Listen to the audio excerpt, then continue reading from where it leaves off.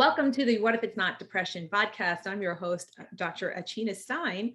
I'm going to be interviewing Robin Ray Green, who is a master in the art of pediatric acupuncture and one of the world's leading experts in that field. She provides training for acupuncturists and licensed health professionals to be successful in helping children. We need more of you. As a pediatric and family health specialist at Detox Rejuvenation, she helps children address the root causes of their chronic illnesses when Western medicine isn't enough.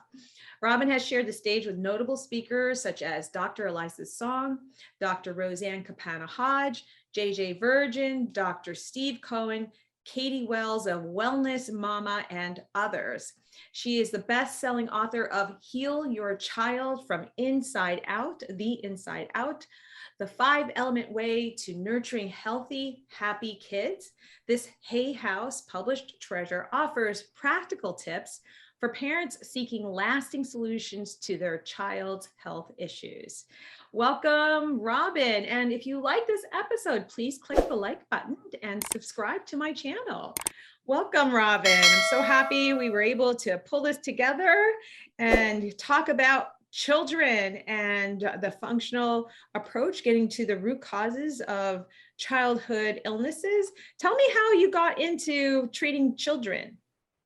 That's a great question. And thank you so much for having me on your show.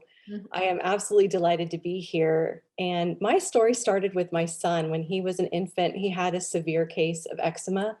And my pediatrician sent us off to the specialists, and we really didn't find any solutions or answers. And I was told that, oh, don't worry, he'll outgrow it.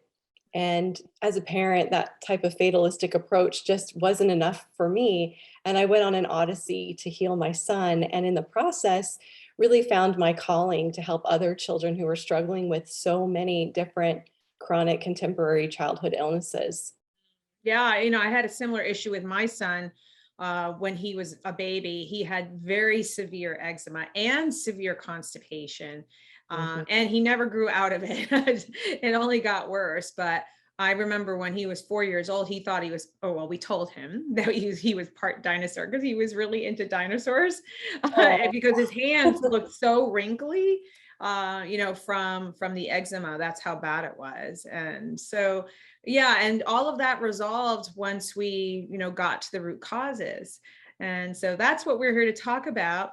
And one of the reasons why I wanted you on my show is because children are tough to treat. In some ways, they're easier to treat because they haven't had this long history of year upon year upon year of things happening to them.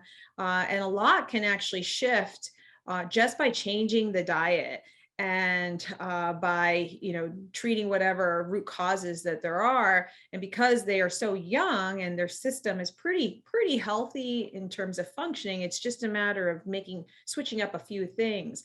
But it's so hard to do that with kids with food because they're picky eaters, or if we're giving them supplements, it's hard for them to swallow, or doesn't taste right. So I know you have some tricks of the trade that I would love for you to share with us. But let's start from the beginning. Let's talk about the root causes that you see of contemporary chronic childhood illnesses. That is such an important place to start because we're really seeing epidemic proportions of pediatric ailments these days. It's almost setting up a play date is like having to give a medical history and instructions on an EpiPen and allergies and all of that. I remember that happened with my son. He was in 8th grade and went over to a friend's house, and his mom so politely called me to make sure he could eat certain foods, and was it okay if he had this and that? And while I really appreciated her attention to that detail, it was a stark reality realizing that this is so common, that kids have so many struggles these days that we have to have these conversations. When 40 or 50 years ago, like, you just didn't even think about it. Your kids just went over, they just played, it was no big deal. Right. So when I was writing my book, I really went down the rabbit hole. What is going on with our children? And I started writing about all the toxic exposures that children have from things like, as mothers, part of what we do, I learned this from one of my mentors, Sinclair Keneally at Detox Rejuvenation, is that there's this process called maternal fetal toxin exchange, where a mother actually offloads some of her heavy metals and toxins to her fetus as like a protective mechanism. And so our children are really starting out the gate, behind with just a really heavy body burden. And that makes it so that any other toxic exposures that they have later on in life, they can really add up very quickly. And then there's just this one event. It could be an illness, it could be a vaccination, it could be something, and it just is a triggering event. And it could trigger eczema, it could trigger a regression of, milestones that they've had. So it could trigger a variety of things. And sometimes it's very obvious, and other times it just sort of creeps in. But then, we're looking at several different types of toxins too. It's heavy metals, industrial toxins, glyphosate, which is Roundup, which is used on wheat products and even organic wheat products, that they use it as a desiccant to dry out the wheat so they can get an increased yield. And so all these little exposures just add up, and our children are really struggling as a result of that. Right, right. Yeah. I mean, there have been studies that showed that there's over 250 chemicals in the cord blood, right? When a baby is Yes, born. I mean, it's just, you're right from the gate, right out of the gate, they are already having to handle all sorts of chemicals that really shouldn't belong in a little baby's body at all. exactly. And their pathways of excreting those toxins can get really bogged down, and it can be difficult for them to excrete them. And so the body has to squirrel them away to protect the vital organs. And that's often what you'll see, like with both of our boys with eczema, is there's usually a toxic burden there that the body's doing its best to try and deal with, but it's going to come out somewhere. And Right. it's a lot of times it'll be the skin, and it's going to affect our guts and our brains as well. Right. Absolutely. So what other root causes do you find besides toxins? Well, a lot of it has to do with the toxins then affecting our gut, Hmm. and that affects, our lining of our gut. It makes it permeable, and then we see children developing food sensitivities and things like dairy and gluten and corn and soy and other common triggers. Then it makes it, you start to notice behavioral changes. If your child eats certain foods, they start to be more reactive, or more, having more tantrums, or more, acting like they might have more depression or symptoms of anxiety. And you'll often find that removing those foods will help improve the child's mood and behavior and ability to focus. Right, right. And it's not just foods, it's also sugar, right? And Yes. artificial flavors. There's certain dyes that trigger certain children, red dye and blue dye. There's certain specific dyes that are very triggering compared to other dyes. Oh, So yeah. yeah, so there is a whole list, but sugar is a big one. Yeah. MSG. Yeah, so some of these additives that are put in foods can absolutely trigger children for behavioral issues, agitation, meltdowns. So Yeah. yeah, the sugar in particular is a big one. So, and there's tons of sugar in our food, Yeah. especially the processed foods. Yeah. Absolutely. And what's interesting about sugar, what I noticed with my clients is that when we remove sugar from the diet, oftentimes they sleep better. And when they sleep better, that normalizes, or it regulates their behavior better. So for instance, I remember having a client when they took their child off of sugar, and you know, for many kids, when they're sleep deprived, they'll look hyperactive. Mm. It has the opposite effect. So we saw significant changes in behavior just by removing sugar and really cutting back. Even too much fruit sugar can be a problem for some kids. Mm-hmm. Yeah, absolutely. Yeah. What are some tips that you have for parents to do in terms of reducing toxicities? Right. Well, the number one tip I have for parents is you have to get your child pooping. Mhm. That's like number one. We there's a very strong connection between the gut and the brain, but in terms of excreting toxins, we say the brain drains last. So we Mm. have to start with the gut. And if we're not pooping, and you've got toxins backing up, it's like trying to flush a clogged toilet. So Mm. we really need to get the child pooping, and we want to, depending on their age, and I'm not talking about like infants or newborns, but once, they're like toddler age and above, we really want to see them having two bowel movements a day at a minimum, without straining, without it being difficult. It should be easy. So that's a first place that we start, is getting kids pooping. And when I point out the pooping behavior connection, most parents start to pay attention to that. And we kind of like lose touch with how much our kids are pooping after a certain age. Like once we're not changing their diapers anymore, Right. it's usually not a common question to be like, oh, did you poop today? And so sometimes our kids can go 3, 4, 7, 10 days without a bowel movement. And parents will notice an uptick in, unwanted behaviors and mood. And so once we start checking in and getting our kids pooping, you'll see a lot of improvement right away just with that one step. Absolutely. I completely agree with that. Yeah. Good. That's a great tip, because you're right. People don't necessarily keep track of their children's pooping schedules, Right. or even looking at them. Yes. Looking at the what kind of poop it is. Is it diarrhea? Are they little balls? Yes. Or having that conversation is really important. And just changing the diet can absolutely change the way their poop looks right Yeah. off the bat within a couple of days. Yeah, it's So, quite remarkable how changing the diet and getting rid of the artificial colors, flavors, preservatives, mhm. and getting them eating more fiber and fruits and vegetables. Not only does it change the bowel movements, but it's also changing the gut microbiome at the same time, which is Absolutely. so important and so amazing that it can happen that fast. It absolutely can, within weeks, actually. And the best way, or the fastest way, to change that microbiome is vegetables. Eating Yes. a wide variety of vegetables is the fastest way to diversify your microbiome. And the more diverse it is, the healthier you are. Yeah. Yeah. Yeah. So let's move on to, I'm really curious about this 5 element personality types, and how this can help parents understand their child better. That you have this method of sort of typing them. Let's talk more about that.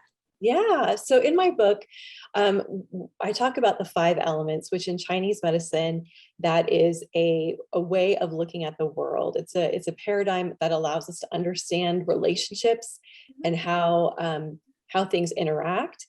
And we can apply it to many different things. We can apply it to food, and we can apply it to the weather, to the seasons, but we can also apply it to our child's personality and temperament. Mm, And this informs their 5 element personality type, informs their way of being in the world and how they interact with their environment. And the 5 elements are fire, or excuse me, wood, fire, earth, metal, and water. mm, And they're on a continuum. So at the one side of the continuum, you have wood and fire, which are very active. In Chinese medicine terms, we call it yang. It's like they're hot, they're active, they're demanding, they're intense. They're usually very goal oriented, or outgoing extroverts. And then on the other end of the continuum, we have metal and water, and they're like more subdued. They're in what we would call yin. So they're more quiet, they're more cold, they're more subdued. They tend to be just easygoing kids, tend to go with the flow. And then right smack in the middle, we have earth, which has a lot of both qualities. So they can be very difficult to figure out their element type, because on some days they look very, very wood and fire, and on other days they look very, very, metal and water. And so they fall into the middle. And they're very loving kids and very driven by relationships and connection. So each element type has strengths, they have weaknesses, they have ways that inform their behavior. And as parents come to understand their own personality type and then their child's personality type, suddenly those conflicts that come into play, like You know, if you have a very driven mother who's very outgoing and she likes to go, go, go, and she loves to entertain and have people over, and she has a water child, That's me. right? That's me. Yes. And then you have a child who's, say, a water type who's very much like loves to be at home. They're a homebody. They don't want to go out running errands. The thought of having to be around people for hours at a party sounds like, you know, a terrible idea. It can obviously lead to some friction there. And so, Absolutely. You just described my daughter. right. So it's like this epiphany when parents realize, oh, she's a water type. She needs her time alone in her room to recharge. And she'll come out at the party for like an hour and say hi to everybody and go in the corner and just talk to a few people. And then she's done and she needs to be alone, and realizing that's not to insult her parents or be willfully defiant. It's just part of who she is and what she needs. Or And rude. It's, sometimes yeah, people might perceive that as being rude or exactly. disrespectful, right? Yeah. Yeah. Yes, yes, Mhm. and water children tend to be really, shy, and they Mhm. take a while to, like, open up, and they have to feel, like, safe, and, that can also look like, you can kinda be embarrassed by your child's behavior, like, "Why are they acting like that?" And it's just trying to give them the right space to help them, lean into what they need to open up and be social with others, and giving them the right guidance that's going to support them instead of making them feel bad about who they are. Exactly. And accepting them just as they are, Yes. that they're different, or that there's all kinds of people in the world, and this is just one type, and they're just not like you 100%. Right. Right. Right. And Right. it's so fun because as parents read through, a lot of times they will share the different personality types and say, what do you think of, they'll list off some characteristics for the water type or the earth type or whatnot. And children are like, yeah, that's me. Oh, and that's my best friend. And I think it can lead to some self-acceptance as well, because it's like, I'm a metal type. That's my dominant element. And my best friend growing up was a fire type. So she was always so outgoing and always had a million friends and always just like the life of the party. And being metal, I was more shy and always had a small circle, very, very close relationships. Mhm. And once I really understood that our element types, it was like, oh, well, of course I'm never going to have that, because that's not who I am. And we're going to have different experiences, and that each one is okay. Right, right. And you might even realize I don't even want that. Yeah, But you might think exactly. that you do because you have this idea that you should. Right, Right, right, right. Yeah, but when you really look at it, it's like, but that's not me. right. That's a great connection to make. Yeah. Yeah, that's really cool. Really, really cool. I love that. Yeah, so besides the book, I really wanted to also talk about the types of toxicity that is a huge root cause of anxiety and depression. Just what we talked about can also lead to some symptoms of anxiety and depression, just the lack of self-acceptance or lack of understanding, the lack of your parent not understanding you, the lack of communication or poor communication. So it sounds to me that your book would really help to improve that. But there's also, we talked a little bit about toxicity before. I think, tying that in, the types of toxicities that can cause anxiety and depression as well. I'd love for you to touch on that as well. Right. So, I mean, it really, what we're finding is a lot of kids have very high glyphosate levels. Hmm. And glyphosate, as I mentioned earlier, is the ingredient in Roundup. It's used on like Roundup ready crops. And the unfortunate part is that glyphosate has gotten into our water cycle. And if it's sprayed onto, say, a playground where children are playing, and that water, they go in the morning and they're playing on the grass, and that water is evaporating, not only can they get it from their food, but they can actually get it in their sinuses as they're inhaling that evaporating water. So we're getting exposures to glyphosate, not just traditionally through, our exposure to our foods, but in other ways as Mhm. well. And, clients that live, say, on a golf course where there's a lot of glyphosate usage can be very, very problematic and impact the brain. and create a situation where it becomes very difficult the brain becomes inflamed. Mhm. And that can drive a lot of sensory behaviors, a lot of emotional, like anxiety and depression, and also learning problems. So difficulty with memory and focus, which that's one of the major things that we look at. We also look at heavy metals and industrial toxicants. So we're looking, we are well into the chemical era. There are 100,000 chemicals in our environment. Many of them, we don't know where we're exposed to them, or what exactly the mechanisms are in our body, because we just don't have this data. But we do test like 100 different industrial toxicants. We do test for heavy metals and things like aluminum. And we find that across the board, there are high levels of these various toxins. And it's no wonder these kids are struggling with so many issues today, because the body just is not evolved to handle that type of toxic load Right. on top of what they're already coming into this world with.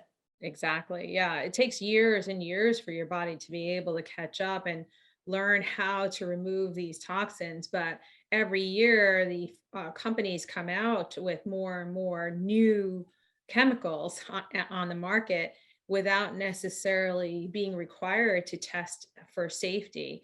There are certain standards, but uh, the, the US in particular doesn't necessarily look at the cumulative effect Yeah, of all of the different toxins. They might look at individual toxins and have certain parameters about how much is considered unsafe, but not the cumulative effect, because that cumulative effect is what really affects the body.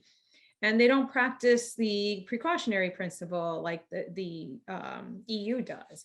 right. So you have to prove that it's safe in the EU before you can have it marketed, from my understanding. And that's not necessarily the case here in the US, where you have to prove that it's dangerous. And it's usually Right. comes at the um, after multiple complaints from consumers about a product before it's even considered as a possibility. Yeah. So, which is a shame. It really should be the other way around. It Uh, should, and I just wanna give parents out there hope that it's fixable. Like, even mhm. if you've been exposed to a toxin, or you have high levels of glyphosate or aluminum or heavy metals, that with the right type of detoxification support, and layered and done in the right order, it is absolutely possible to remove safely and excrete these toxins, so that your child's body's healing mechanisms become unblocked, and Right. they can blossom and become who they are, and your child can come back to you when these root causes are addressed. Mhm. And it is such a beautiful thing to watch happen, because it's really changes the entire family's life when we get to these root causes, because the body is so amazing, and once these toxins are removed, it can absolutely begin to heal. Yeah, yeah. One of the things that I have always been concerned about is the perfect lawn. Having the perfect lawn, in order to have the perfect lawn with one type of grass that's homogeneous, is usually because of lots of pesticides and herbicides and seeds and chemicals, all sorts of chemicals to make it look that way. That I decided to eliminate all that so that our children can run around in the backyard barefoot and not have to worry about absorbing these chemicals through their feet and or through their bodies if they're laying on the grass or playing on the grass. And so we had the dandelions and all the weeds and, and moss and all sorts of weeds in our lawn. And our fortunately we're in a type of neighborhood that other families didn't really care. But I thought it was safer. What are your thoughts about that?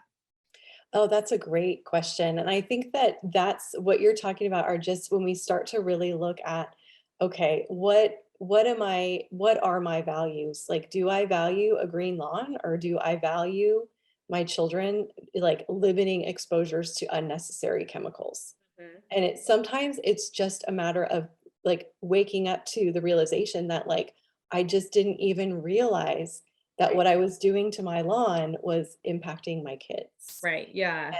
And sometimes that wake up call comes like from a problem that arises. And I remember when we were selling our house and they came in to fix our back lawn because we had kind of let it go with the drought and everything, and they had just done this whole thing with Roundup, just to like kill it. And I was horrified when I found out I wasn't a part of the whole decision making process, and my hair started to fall out after that exposure. Like I Gosh. had like it was just terrifying. And that was one of those wake up call moments of like, I really need to be like looking at every what is coming into my house, where was the source? Right. Not so that I could freak out over everything or have anxiety over toxins, but just so I could start making healthier choices, one by one, and just chipping away at the level of exposure in a way that is healthy Mhm. for our family. Absolutely. Absolutely. So we're pressed for time. I want to make sure that we talk about ear seeds. Yes. Yeah, ear seeds. That's really cool. I would love for you to tell us what they are, and I understand they're to help um, stimulate the vagus nerve and get people into parasympathetic mode, and that it really helps to improve attention and mood symptoms in children as well as adults. Tell us about those things.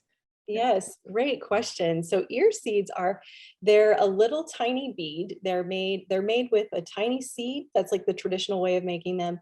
Or today we have little gold or silver beads on a tiny little piece of adhesive tape.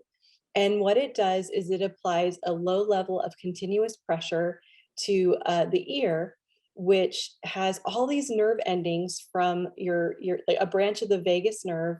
It innervates the ear. And what the vagus nerve does is it travels all throughout your body. And one of its jobs is to turn off our stress response and get us into parasympathetic state, which is resting, relaxing, digesting, sleeping, and so on. Right. And so, what the ear seeds do by applying that low level of continuous pressure, they actually turn on your vagus nerve, help us with stress, anxiety, focus. And it's what I love about it is you put them on and you can set it and forget it. You can just put it on. Like I would have in my acupuncture practice, the kids they liked them so much they would not let their moms take this seed off. They would Wow. come back a week later and they would still have the ear seeds on. And I would say, no, you can't wear them for 7 days straight because your ear does need a little break. But you can Oh, put them on for, 2 or 3 days and uh-huh. set them on your ear. And it just balances the nervous system and is very Amazing. calming. And there are various points that we use specifically for stress, anxiety, for focus. And they support whatever else our children are doing to address those issues. That's awesome. And also adults, but as Mhm. well, you said you had some adult clients that were using the ear seeds and found them to be beneficial. So Oh I would yeah. love to learn more about that. But the reason I was so interested is because it's tough. Like I said to, I don't know if we said this earlier in the episode or offline, but that's really tough to get uh, kids to change their diet, which is really, really helpful in shifting their bodies and their minds, because they can be very picky when it comes to eating. And it's tough to get supplements in them because sometimes they can't swallow pills, or they don't like the taste of the powder or the liquid. And so if there's any intervention that's outside of supplements and food, I'm always interested, especially if we can apply it to the skin, like magnesium oil to the Yes. feet is a great, or a magnesium cream, or, some Mhm. creams, anything that you can apply to the outside of the body and it is not required to be put down a throat, right? Right. Yes, Yeah. So exactly. yeah, the ear seeds and, in some of the acupatches that you have talked about are really, really helpful. So I would love to share a link for the audience to learn more about these products so they can explore and learn more about them. And that'll be in the show notes. And I know that people can find you at your website, robinraygreen.com. And you're also on Instagram at Pediatric Healing Arts. If you want to find her on Instagram and learn more about what we discussed and even working with Robin, if you have a child that has some of these issues. And did you have something to share? I think you were going to have me share something that you're going to forward that to me, some free product or free download or. Right. I think the greatest thing I could share with parents is Mhm, if they're curious if toxins are a part of their child's picture, mhm. is to head over to robinraygreen.com and take the pediatric toxicity quiz. And Great, that will give you some idea of if that's part of your child's picture and how to proceed from there. great. So that's robinraygreen.com/. Is there a Uh, forward slash? it'll just pop right up when you're Okay. there. Oh, Yeah. excellent. Excellent. I'll just give them your website and it'll pop right up. That's great. It's great to take some quizzes to help inform, to sort of get a bird's eye view or landscape of at least toxicity in their children. That's great. Thank you for sharing that. It's wonderful. Well, I really, really appreciate your time, Robin.